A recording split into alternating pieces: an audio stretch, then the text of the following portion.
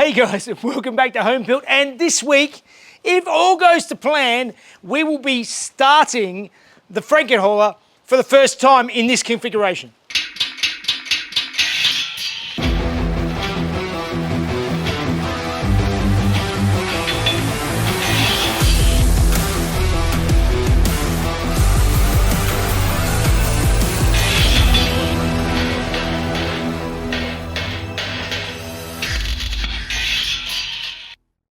All right, guys, welcome back. And if you've been watching in the last few weeks, you've seen that this is the Frankenhauler. This is my 1954 Ford F600 truck that I have put the cab onto a 1995 Toyota Coaster chassis. If you missed it, I'll put a link up above so you can catch up and do all the things like subscribe and comment. It all helps out that crazy algorithm. Where we left off, I basically got the radiator installed and started installing some of the lines and bits and pieces to actually start getting this engine connected up and working in this configuration. There were a few comments about the vacuum line. So basically I connect up the vacuum tank underneath the cab on the passenger side, and I had to run lines across. There were lots of people worried about the vacuum lines going underneath the gearbox, and it would in theory be better to run them up over the gearbox. Because there are only vacuum lines, they're very easy to disconnect and move out of the way, and I'm trying to keep the tunnel as low as possible. So adding anything, including clearance for movement and all the rest of it, by the time I get them up over the gearbox, it's going to take a lot more space, and I don't need to do that. They're very easy to remove and disconnect. They're just like a adjustable hose clamp that just squeeze and disconnect, and the gearbox is out. So it's not a huge imposition. It's not like if they were brake lines or clutch lines or something like that where they've got to be bled each time. That would be a real pain. But vacuum lines, I'm not really that worried about. For the very rare times I need to remove the gearbox, touch wood hopefully, on this truck, I'm not too worried about the vacuum lines going underneath. Otherwise, it's looking pretty good. As for the radiator shroud, there were lots of people who gave me some links to some sites. A lot of them still seem to have no stock available, even though you can search through, and actually once you find the right model number and stuff like that, they're still not available. I may actually just patch it up with some aluminium. It's probably easy enough to sort of fix that up. I could 3D print a part maybe, but I can sort that out later. For the time being, it's all working, it's there, I'll just leave it. So this week, like I said at the start, I want to try and get this vehicle started in this configuration for the first time. So that means I need to finish up installing that fuel tank. So let's have a look. So the fuel tank in this truck is basically in its location of where it was in the bus. But in the bus, it pushed against the floor of the bus and was sort of strapped up against that. And in the truck, I have none of those provisions and none of the bolting locations. The bolting locations were originally into the floor of the bus, which is no longer here. So I need to make up some new mounts. I started cutting up a bit of a bracket last time, and what I want to continue with this time is trying to work out how I can mount the factory straps underneath, but then also build something over the top to hold it from bouncing up in the air. So these are the original mounting straps. I've still got them. Basically, they had a long bolt on one end and a hinge and a bolt hole on the other end. So the way I've set it up is if I drill and mount and put a captive nut into this piece of angle mount that I've made here, and I can sit two of those on, so I can sit one here and one over the other side and mount the straps up on the hinge end. And on the other end, the trouble is that they're too long. What I'm going to do is I'm going to cut it down, add in another piece of angle, bend it over, and get it so that it can bolt onto the bottom of this rail here, and that will hold it from the bottom, and then I'll actually make the straps to the top so that when you bolt it, it's clamped in and held into place. So let's start modifying some mounts.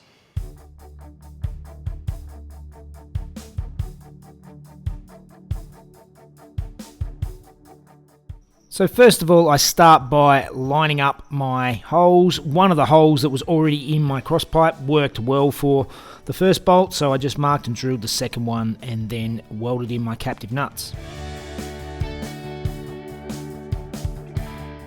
Now it's a matter of trimming and folding the original straps to fit the new location and re-drill. And I ended up actually just reusing the same reinforced ends and just welded them back on further down the line, so they're nice and sturdy the way it was originally.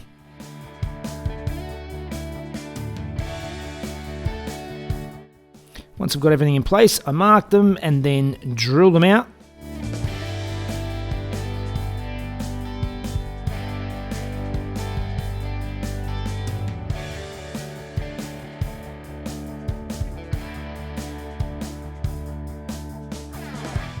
Once I'm happy with the location, I can sort of start tacking things in and weld in the captive nuts.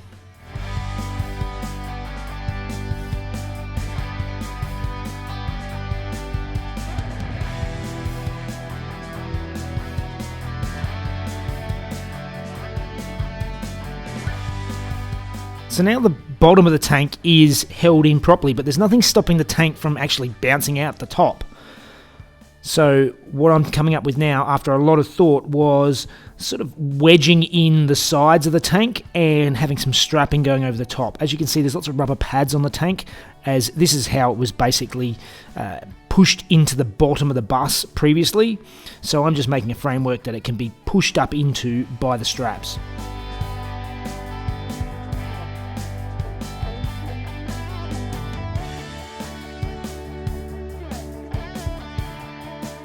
Then I double check that everything's nice and square and even, and then I can weld it up solidly. All right, well, as you can see here, what I've been trying to do to sort of build my tank structure is I've built this framework that's going to go over the top. I've tacked in a little angle here, and this whole structure locks down with the angles on either side of the tank. That sort of pins it down on the sides, and then these two bars also pin the tank down along the top, so it's nice and secure. I actually loosened off the bolts underneath about 5mm each, so that I can pull it down. I'm going to tack it in and then bolt it up hard, just to make sure that when it's all in together, it'll actually be solidly locked in and the tank's not going anywhere. I'm quite happy with this structure. Just a little note, I am working around a fuel tank that is full of diesel. I definitely would not be as comfortable welding around petrol. Petrol is much more dangerous, and just for those who don't fully understand it, an empty petrol tank is much more dangerous than a full one. So just keep that in mind. But diesel is very, very difficult to ignite. I'm not really worried about the diesel. So let's continue on and tack this all in, and hopefully have a nicely structurally mounted fuel tank. So now I'm happy with the final heights and measurements. I can get the final mounts in and weld it up solidly.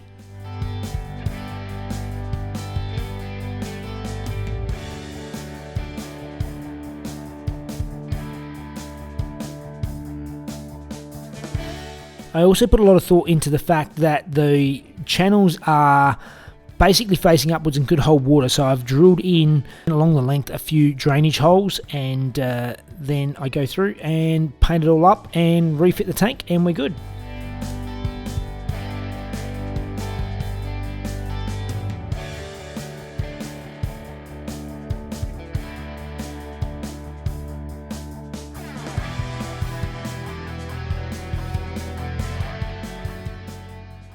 All right, that looks good. We have a very, very solidly mounted fuel tank that is not going anywhere. So now we need to connect up the fuel lines through to the engine. All right, and before I move on, I just wanted to talk about this month's World Class giveaway. So as you know, World Class have been supporting me for quite some time, and they've been doing these fantastic giveaways all year. And this month is no different, and you can win the Force 132 MST. This is a tiny little MIG machine, but it's MIG, stick and TIG capable. It takes the smaller rolls of material, and this is set up currently to work gasless, and it's a really powerful machine. It's a 130 amp capable machine in this tiny little package. I'm actually quite impressed. I just had a bit of a play, but I'll give you a bit of a demo on its capability. I've got these old bits of frame rail from the truck. So these are some heavy duty bits. So I'm going to crank up the amps and see what this thing can punch out.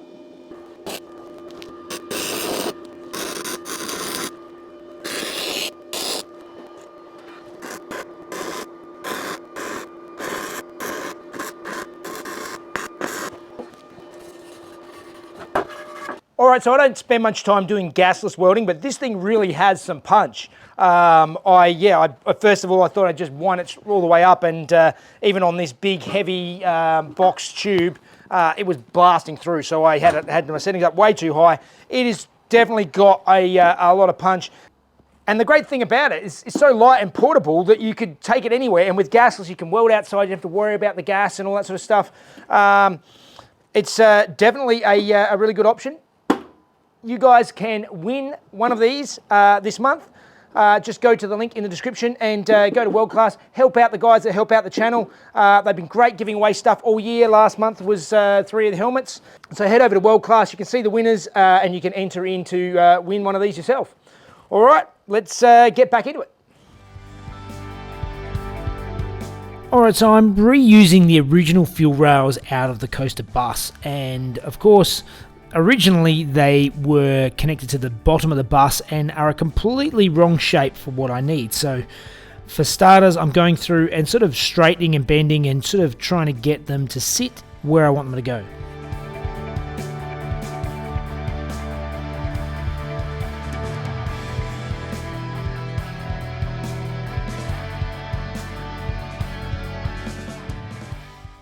All right, so I managed to sort of bend and move the rear part of the fuel rails, and these are lying in a nice spot. Now I've got the fuel filter to connect up, and I flipped around the bracket because before it was mounted up underneath the bus itself. Now I want it to mount onto this cross brace. I've got to mount it low enough so that the top is not sort of going to interfere with anything I do over the top, but high enough so that the bottom is not protruding lower than sort of the lowest points of the chassis, which up here is the center bearing of the drive shaft. So let's mark that out and drill it and mount this on, and then we can sort of continue connecting up our fuel lines, working our way forward.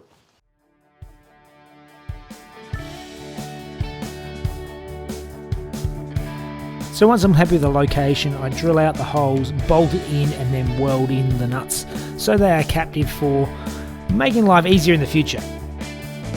Then it's underneath the truck, and I spent a lot of time on my back in this episode under the truck trying to get all of the lines to fit up. But I got the hard lines where I wanted them, and then it was a matter of going through with some Graceworks push lock hose to connect everything up and make sure I've got fuel lines going all the way through from the tank to the engine.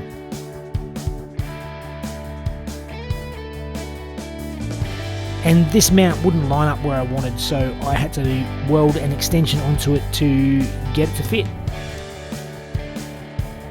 And you can see here again I'm using more of Raceworks push lock hose for those parts between the hard lines.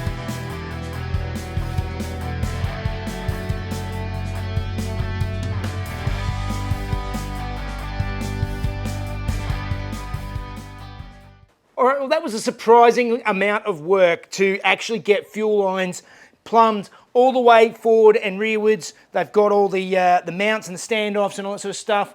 I'm quite happy with the location now, so finally I can move forward onto the next thing, which I think means starting to play with the wiring, and first thing I need to do is clean up that loom.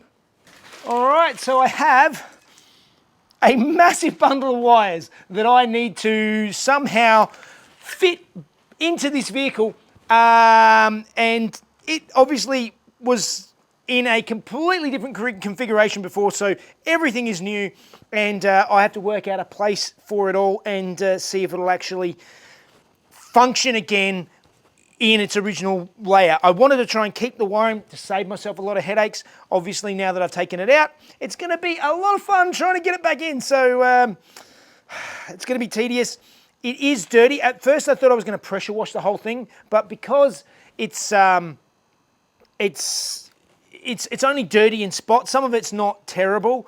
I think I'm just going to get a bucket with some water and a cloth and just go over and sort of clean it as I go.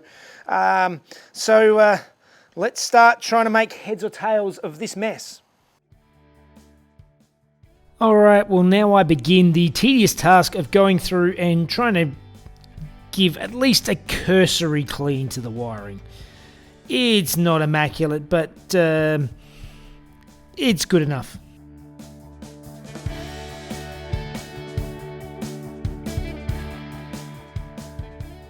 And now I have the fun task of trying to sort out this big spaghetti mess.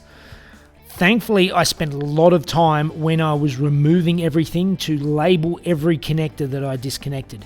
And that is proving extremely useful now by being able to sort of roughly lay out the wiring loom. So basically, I'm sort of starting to try and put things in the direction of where they need to go to get an idea of how this is going to fit into the new location. There were a few extra wires that seem to be added into the loom. I'm not sure whether it was done to make it a school bus or what, but they weren't factory and they sort of joined in odd places, so I had to try and remove some of these things, and they may prove problematic in the future. But I've now found a nice location for the fuse box, so I need to reinforce the mounting plate that I'm doing here, and then I can tack it back into the truck and get the fuse box tucked up underneath the passenger side dash.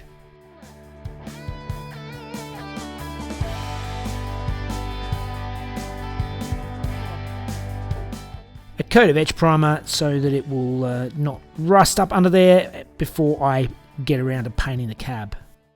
All right, so I've been doing a bunch of work on the loom. Now, this is organised chaos. So this is the internal loom. So this is for all the stuff in the cabin. Now, there'll be lots of things that I need to cull out of it that I'm not going to use anymore. I'm going to tackle that later. For the time being, I made a mounting bracket up in here, and my fuse box will go up underneath the passenger side of the dash. There is going to be an extension piece that runs along the bottom of the dash. It's pretty standard for what people do on these old trucks as resto mods, because the dash is so shallow underneath to try and fit air conditioning and things like that. I'm looking here that there is actually currently a hole down there to get outside. I'm not going to use that one, but I'm still going to use this path down here, and I'm going to draw a hole through here, and that's where my wiring loom for the outer section of the wiring, that will be a separate piece. So I'm going to start drilling that hole now and see if I can start getting the wiring where it needs to go. So it was quite awkward to get into this corner to try and cut out the hole, and then I remembered I had my punches, and this is definitely the best, neatest way to go. And it was the perfect size for the grommet that was already on the wiring loom. Alright, that is the perfect placement for that gasket. That goes in. I can use the factory bulkhead, and the wire comes up here and through into the fuse box.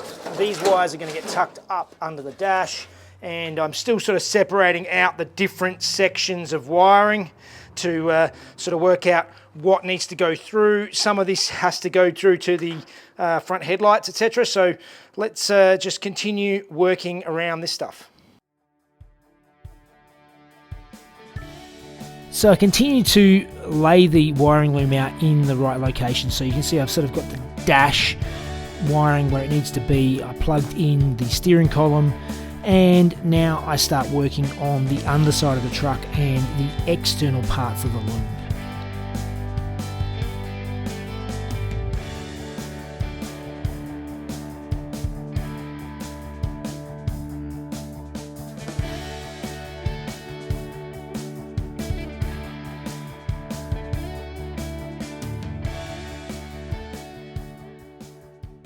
Alright, so I have the engine all plugged in. I went to all of the original locations, and everything is now ready to go, including the gearbox, and basically all of the engine wiring is now done.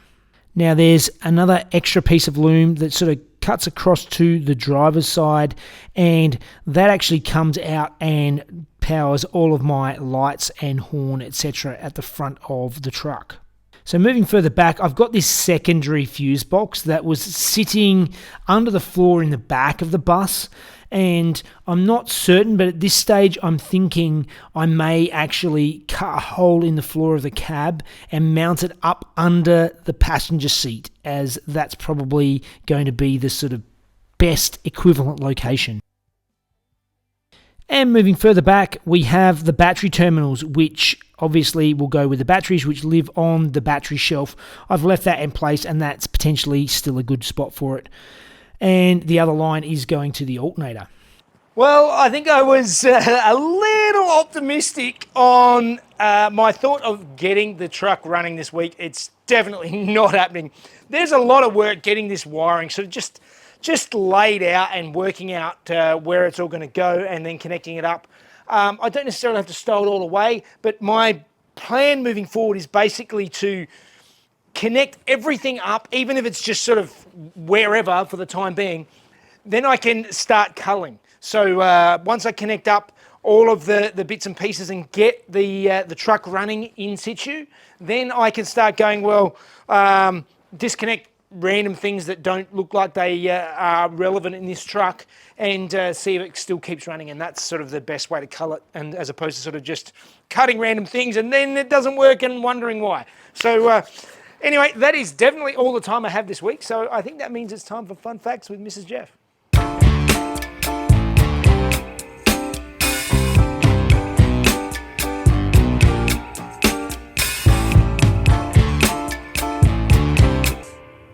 Hey guys, Ford's big innovation for 1932 was the now iconic flathead V8. The very first V8 was invented by a French engineer, Léon Levasseur, and the Cadillac V8 was credited as being the first mass-produced V8. The Ford Flathead was the first affordable production V8, and its name comes from the heads, which were basically milled out of flat slabs of steel. Now, the engine design is quite different to the engines that we are used to today. The valves in the flathead are actually beside the piston, as opposed to above, which is what we're used to now. The spark plugs are mounted above the valves, making a combustion chamber off to the side of the piston. So the inlet comes in from the valley of the V, but due to the design, the exhaust is positioned beside the inlet, which therefore has to wrap around the cylinders in order to exit outside the block. This design meant that the exhaust was preheating everything, which proved to be an issue if the engine was stressed, for example in trucks or racing. Interestingly, due to the design, the flathead could still run on 4 cylinders even if one of the heads was removed. The flathead stayed in production until 1953, making its 21-year run even longer than the 19-year run of the Model T Ford engine. All right, well, that's it for another week. I definitely underestimated the amount of work it was going to take to actually get this thing running again. The wiring is quite a daunting task, particularly when it's all out of the vehicle and having to put it all back in again. I am very glad, though, that I took the time to label it carefully, because now I know roughly where everything needs to go, and I should be able to sort of get that a little bit more refined next week. So we'll see how that goes. Ever the eternal optimist, Jeff. Yes. I have dressed today as Jeff because we are going to be tackling the weed garden. Jeff did think he might dress as Mrs. Jeff, but he decided not to in the end. So that would have been, I think, a fun addition to the show. And that's nice. And I was sort of distracted because I remembered to thank Sean Rose for sending in another plate, a West Virginia plate, which I don't believe we have yet. So I am definitely building up my plate collection, and thank you very much to Sean for that. That's going to take pride of place up on the wall. Subscribe. If you haven't, why not? Yep. Let Jeff know what you think of the videos and you want to help him out. Patreon, very appreciative. And see the videos today early with no ads. Yay. And we'll see you next time. Bye, guys. See you guys. It was invented by a Frenchman engineer called Léon... Just a French engineer. I rubbed out man. Oh, yeah, you did too. A Frenchman engineer. Yes. You're right, it sounds weird. Sir, and the first Cadillac, Léon Levasseur, and the first V8 was, no, the Ford Flathead was the first but due to the design, the inlet has to wrap around Exhaust. the sides. But due to the design, the exhaust is beside the piston. The flathead stayed in production until